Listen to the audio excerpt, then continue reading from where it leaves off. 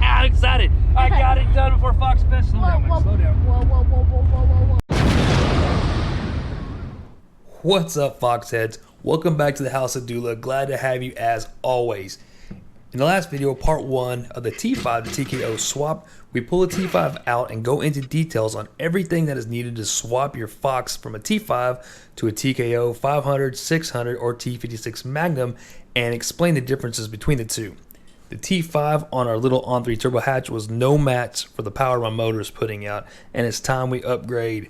We're upgrading now and in a bit of a rush because Fox Fest 2021 at XRP Raceway Park May 23rd is just in a little over a week, and we'll be hammering on this car down the 8th mile. So we dropped the T5, pulled off the bell house, then removed the clutch, only to find a trashed Ford billet flywheel and clutch that had only about 3,000 miles. You will have to go back and watch part 1 to see why this is. So we're going to continue right where we left off and get the new billet flywheel prepped and installed on our little Fox here.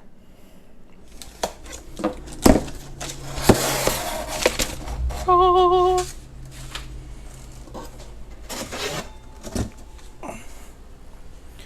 Alright, there she is, Purdy. Of course, we're going to have to change these pins out. My clutch does not come with the locating pins because it is a used clutch. Talk about lucky. I got just the right size here. Let's see if I have any luck getting these out here. Boop. Easy. There's one. There. All right, cool. Well, a lot easier than I thought it was going to be. You definitely want to clean up these flywheels to make sure there's no oil and grease on them, because the last thing you want to put is oil and grease on your clutch.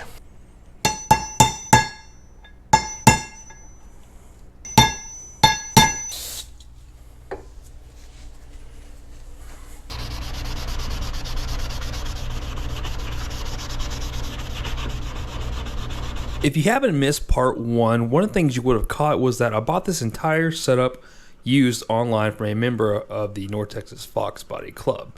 And what was cool about that was everything came with, well, everything that I needed to convert the car. And along with that came this clutch that is basically new. He said he installed it just long enough to really pull it on and off a trailer before he switched ideas and went with an automatic. But anyways, we covered that in the last video, but this clutch is being prepped here and really just cleaned up because I had it sitting here for almost a year since I purchased this setup. So I'm just kind of scuffing it up and cleaning up with some Scotch-Brite pads just to get the surface rust that accumulated in the garage off of it. Otherwise, the clutch material and the clutch itself is in really, really good shape. But if you missed all that, go back last episode and you'll see all the parts that I bought from the guy and everything needed to convert this car. Scotch-Brite pads. Cleaned off the surfaces, so it's now nice and clean. I'm gonna go ahead and spray it one more time. Get the flywheel cleaned off the flywheel bolts. Make sure you put thread sealants on the bolts because the crank is blind on a small block Ford. Okay, pause, hold that thought. This statement is incorrect. I'm backwards. If the crank holes were blind, then they would not pass through the crank. I am using a sealer on threads because the crank on my small block Ford, my Torino, is a through and passes through the crank and open is subjective to crankcase pressure, especially with boost. So in this case, you'll see my crank's flywheel bolt threads are blind, meaning they do not pass through. It's still good practice to use a sealer, or in this case, I'll use a red Loctite, but on yours, definitely check and see if the holes are blind or not, and use a sealant if they are to make sure oil doesn't seep through the threads and onto your new clutch. Clean it up. We're gonna put the flywheel on now. I also cleaned up the flywheel bolts. So I'll put those aside here. And in case you've never put a flywheel on, here's a few things to note here. So this crank actually is blind. I can see that the metal doesn't go all the way through. You want to make sure though you put some Loctite or sealer on the threads here. I have seen where these bolts will be, they'll go all the way through the crank and be open to the crankcase. So this is nice and heavy. Let me get two arms up in here. Okay.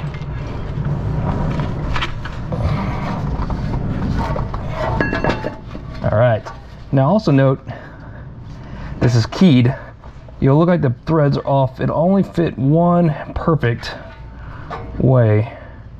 So spin it until you see, there we go. There, that's it right there. Okay, got some red thread locker here, high strength. Okay, we're just gonna do this around the bolt, hand tighten them, and we'll torque them down.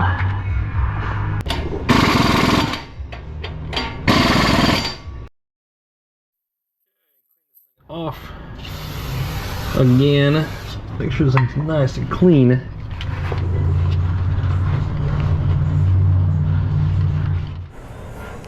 Okay, I'm turning my attention here to the input shaft on the TKO. It's got some grit in it, so we want to make sure we get all this stuff cleaned out really good in it. And almost got some heat, what looks like heat spots here on well, the part where it rides into the pilot bearing. So a neighbor's going to bring out some emery cloth and we're going to polish this up. I've already, you know, gotten the surface rust cleaned up here just on the retainer.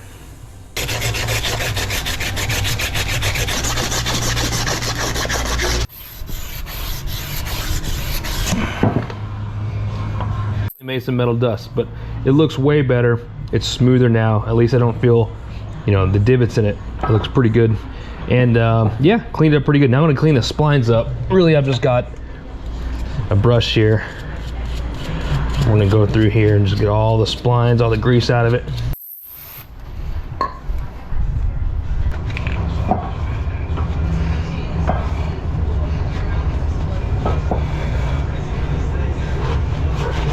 All right, like I said before, I got everything used. I have the bell house, everything. What I'm doing is cleaning up the throwout bearing. It feels fine, still feels new, still looks really good. But do note, there is a groove in it. You do want to lubricate these. So see that groove inside of there? That groove is what you want to go ahead and fill up with just a basic synthetic moly grease, chassis type grease, doesn't really matter. But that is what I'm going to use on here. So this will ride nice and smooth against this. But you want to make sure you lubricate this. You don't want this rubbing dry against the steel. But that groove in there is where you want to keep that lubricant in there. So just spread a big old glob, not too much, just put a nice layer, I guess, of moly grease right around that ring in here. And that'll be ready for this to install whenever we install the throwout bearing onto the fork. So right now I'm just kind of cleaning everything up, getting all the old dirty grease off of it, cleaning it up. We want to also make sure we grease the ball, pivot ball here as well. Fork is different. I'm telling you right now, it is not. They are identical from a T5 to the one we're using here in this swap and the conversion. Now I'm actually looking at these two, and this one's got a little bit of a bend on it. Now this is the one that came with a TKO. You can see the bend right there. Mine, oh, here on the T5 is actually a little bit cleaner. I think what I might do is use it, but from what I can tell, dimensionally, these things are completely identical to each other. Same length, same everything. So this one's in a little bit better shape. You also want to make sure you check the groove. So here's the deal. You can have a lot of slop in your clutch pedal itself just based on this ball pivot cup. This ball cup right here will wear out. When that wears out, you also need to check the ball itself. Now these are probably worth replacing. In fact, if I remember correctly, I replaced mine. Yeah, this ball right here. So these will start to wear out and taper. This one actually looks good, looks okay, but they'll start tapering, so they're no longer a semicircle, they'll become more of a mushroom shape. When that happens, you've got more wobble, more play. You don't have the correct pivot, which also translates all the way back to the clutch pedal itself, and you'll have a sloppy clutch pedal because that ball's worn out. Like I said here, I'm using everything I've got. I don't want to go out and get new stuff, so I'm just inspecting the parts that I've got, and whatever is best or in the better shape, I'm going to end up using it. So I'm going to go inspect the ball. I'm pretty sure when I replace the clutch, I put a new ball in it. If that's the case, we're going to pull the ball off of that bell house and then put it on to this one, and then see which one here has less wear on it and use it. Topic of these forks and the throwout bearing, flip them over too and double check the wear. Right here you can see this one's actually got a little bit more wear. Right here, this is where the throwout bearing itself rides on. Let me show you how this works. So these springs hold your throwout bearing in place by sliding it above the top here. See, it locks in. Okay, so what that means is this pivot, this fork will pivot on the pivot ball, and that's what actually pushes the clutch in and out as it rides along this throwout bearing here. That's why it spins, right? Now, of course, as you get to more race clutches, you get more pressure. Everything here is going to see more pressure. The arm is, the ball is, and your throwout bearing itself is going to see more pressure. So you need to get a heavy duty, throwout bearing that's suited for your clutch that you're going to be putting in as well. In fact, you can also see, this part of the throwout bearing will spin, but the part that it rides onto fork doesn't. In fact, you can almost always see a wear mark. Yep, I see it right there actually. So there's one here and on the opposite side right there, so you can see how it was installed and where it rides up against here. So this is actually constantly pivoting back and forth on your throwout bearing like this, right? And that slowly wears out the arm. Now your clutch adjustments all make up for this slack, right? And this is why you have clutch adjustments, but there does come a point where this will get overworn and you may start having some issues. So this is what I'm going to go with. This is actually the arm from mine. This has got the E6 part number on it, but this is definitely the arm that came with my T5. It's factory to my car, and it's in a little bit better shape. So I'm going to use this with the new throwout bearing, because this one I pulled out of it again, trashed, complete trash. In fact, I don't know why it's tapered like that. And for that, I need this. This is a 26 spline clutch alignment tool that we'll be using to align the clutch. Oh my god, this is nice and heavy. Boop, like that. Then I'll align it to the pilot bearing. Whenever you tighten the clutch down, it pushes pressure. So this will go up against the flywheel. The pressure plate will bolt into the flywheel. This aligns the clutch into the pilot bearing so that the clutch itself is lined up centered in the back. And then as you torque these down, it's going to press pressure against the clutch, and you're not going to be able to move this. So this is important. If it's not aligned properly, you won't be able to get the transmission in. So this, I think I ordered, oh gosh, Summit or something. I ordered this actually months and months ago in preparation to do this, and this is a cheaper one. They make really nice expensive ones. This should be fine for our job.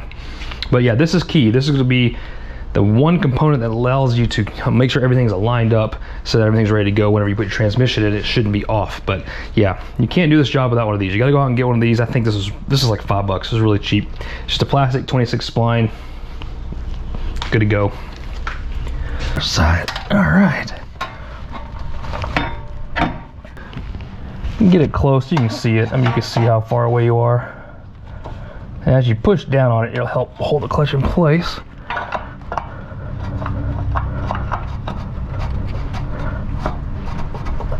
Okay, now you want that to go all the way into your pilot bushing. That is what's centering this clutch. Okay, the bolts are loosely fitted. You can still see the clutch isn't going to fall off or anything. The pressure plate isn't going to fall off the flat wheel. The clutch is still movable. What I like to do though is center it up, because right now if I crank it down, you can see this is actually from gravity just sloping down a little bit. I like to push up on it and put pressure as I slowly tighten some of these down. You probably don't have to do it on the first time, but things I messed up, or I didn't mess up, but I failed to tell you guys is I did screw this one up, is Loctite. Yes, put red Loctite on these clutch bolts. I did not do that. I have to take all these off and do them again with some Loctite. I completely forgot about that. And secondly, you can use a clutch alignment tool to align your friction plate. Okay, you can do that. I didn't even think about that for some reason. I was just sliding it in underneath it, but nonetheless, yeah, ideally you want to put your clutch alignment tool on the friction plate, and then that'll hold it in place, and you can take the pressure plate, slide it in place. Now I looked up clutch specs, and they recommend 24 pounds on these, so I'm going to go through and redo all this with some Loctite. Yay, 24 foot-pounds. I put a little bit of grease. I already put a little bit of grease here, just on the ball stud. So we're going to install it like this, and this will clip. Make sure you get this clip right all the way into the ball, like that.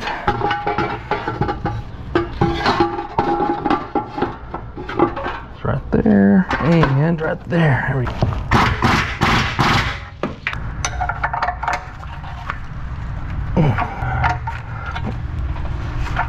Nice.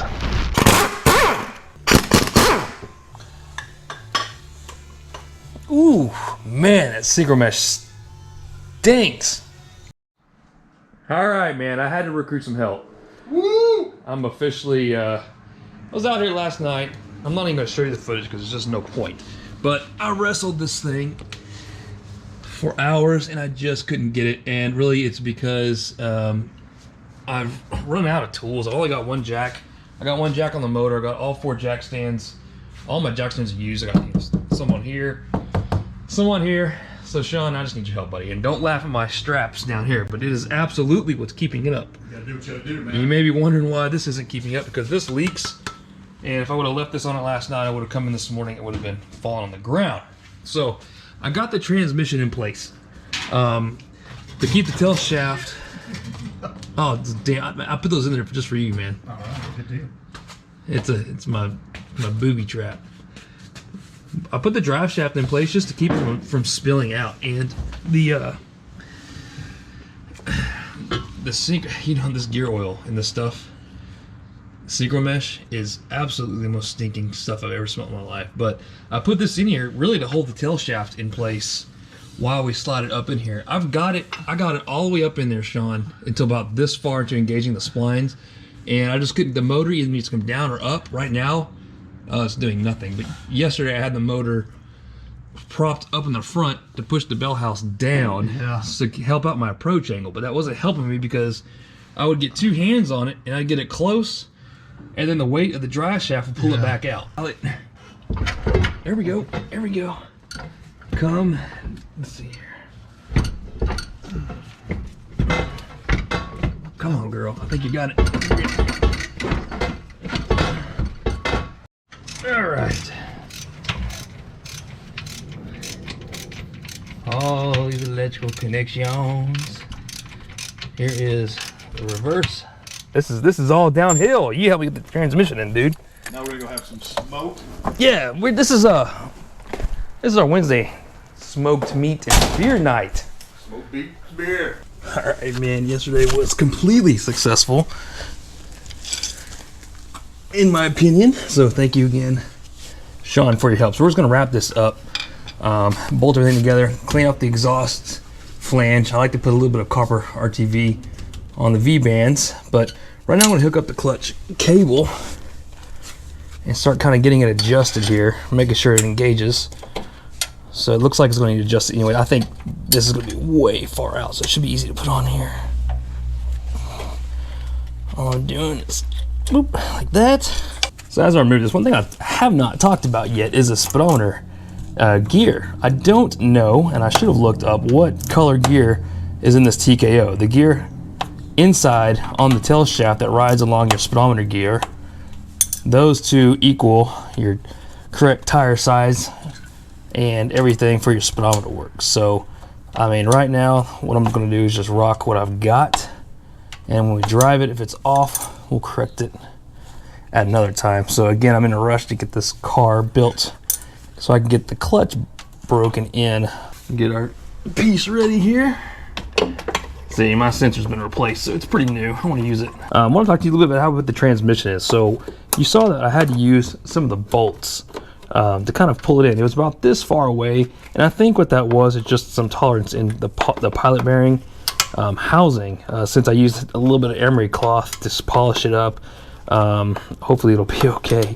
But I think that's what it was. I think it's just a tighter fit probably in the pilot bearing that just required. Now I'll tell you right now, we were not forcing it in. There's very little, if any, resistance on this bolt. It just pulled the transmission in with little effort. So all right, before I attempt to put the exhaust back on, I want to show you guys this plug right here is a drain plug for your TKO. This one up here is the fill plug, or it's not the fill plug, but this is you fill from the top, and then once it comes out of the side here, then you know you're full.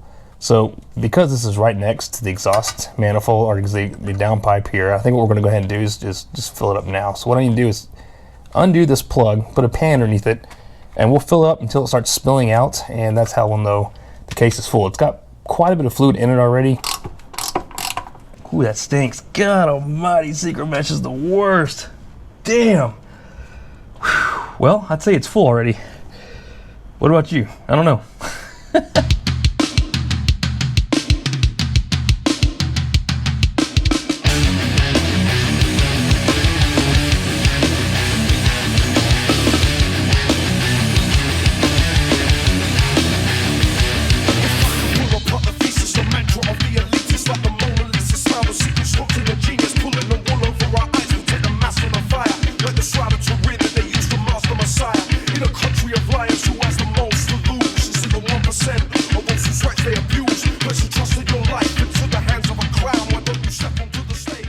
checking my drive shaft angle here. What I've got here is a piece of steel along the crankshaft pulley going across it. And this is a piece of ruler, a metal ruler. And I've got my angle gauge here. Okay, so relative crank angle was zeroed out. Okay, that means anything I adjust on the angle finder is going to be relative to the crank angle, which means the drive shaft angle was 4.6, 4.7 down. So here's the crankshaft, here's the drive shaft. Let's see here. Yeah, the pinion angle was 5.8 down. Now it's down this way as well. So what we need to do is take those numbers, subtract it, and it kind of gives me my pinion angle. All right, so the 1.2 degree pinion angle I think is gonna be okay. I have to go back and look and see what Team Z recommends. If not, we'll have to take this thing probably to Sean's shop and raise it up and just either adjust it or shim the cross member to the back of the TKO there on the TKO, on the cross member mount TKO. That'll raise it up a little bit, and you can easily adjust your pinion angle based on that as well. You can also adjust your drive shaft angle based on that. However, it looks pretty good. I'm gonna rock with 1.2. The idea is, whenever you launch it hard, you get that pinion angle close to 0. And I've actually got a video on this. If you wanna go back and you're more interested on details, really more specific details on how to set pinion angle, especially with a Team Z upper relocated control arms with Team Z lower control arms, I've got a video on that, so go up there and check it out now. And that'll give you tons of details on how to set pinion angle on one of these.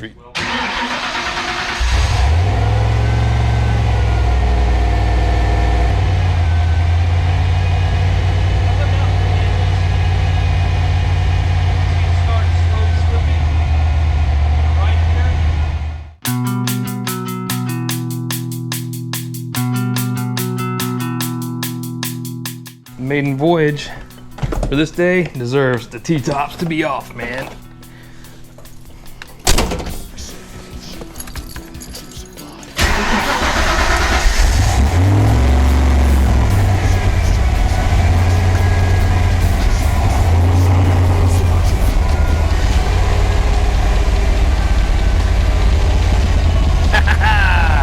Keep moving.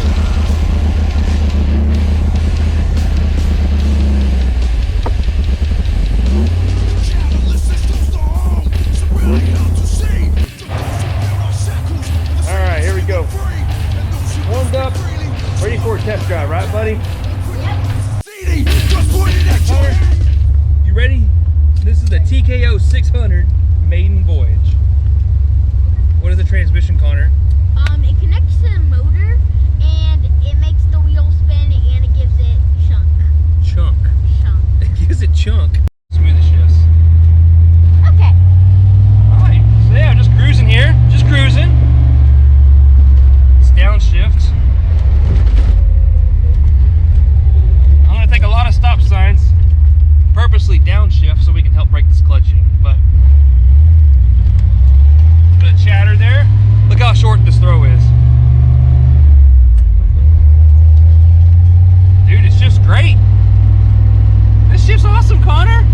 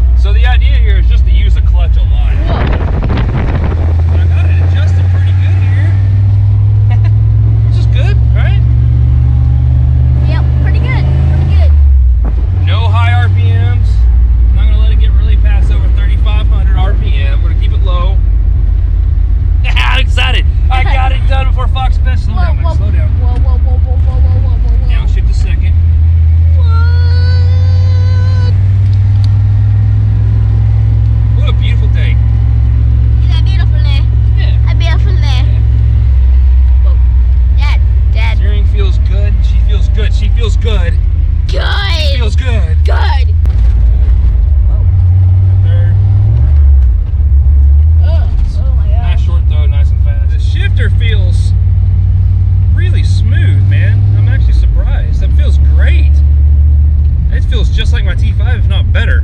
I know we're not high RPM shifting. The clutch, oh my god. This clutch is a lot nicer than my McLeod clutch is as far as throw goes. Got a little bit of chatter here from first to second, which is normal. We gotta break this guy in. Alright, let's do a speedometer test. Tell you. I say 35, this says 34. It's close enough. What are the odds of that? It was worked out.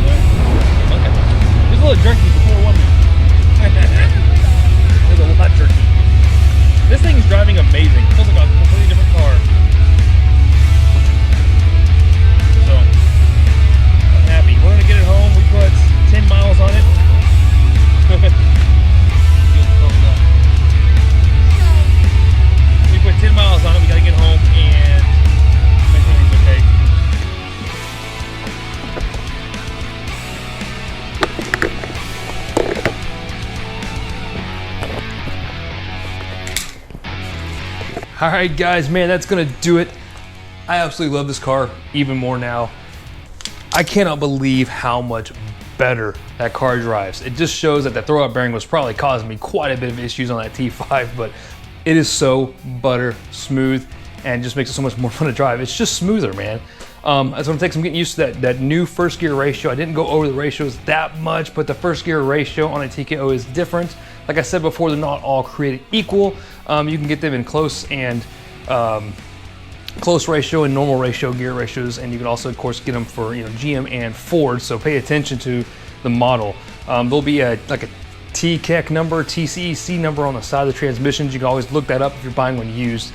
Make sure to get that number on the tag and look it up to make sure what transmission you're getting. So this one has a lower number ratio first gear than the T5 does, which I think is going to work out better for the turbo. We'll see. But otherwise, it just seems to drive so much better. It's like a whole new car, man.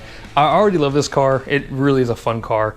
But now I just love it even more and just make sure I go drive it. So I have to break this clutch in. The next time you see this car is going to be at Fox Fest, guys. May 23rd. So Fox Fest is Sunday, May 23rd. Guys, it is open to only Fox Body Mustangs. It's at XRP Raceway, and it's going to be a hell of a time. This is the third year, like I said before, it's going to be a lot of fun. So next time you see it, we're going to be racing this in the 8th mile at XRP Raceway.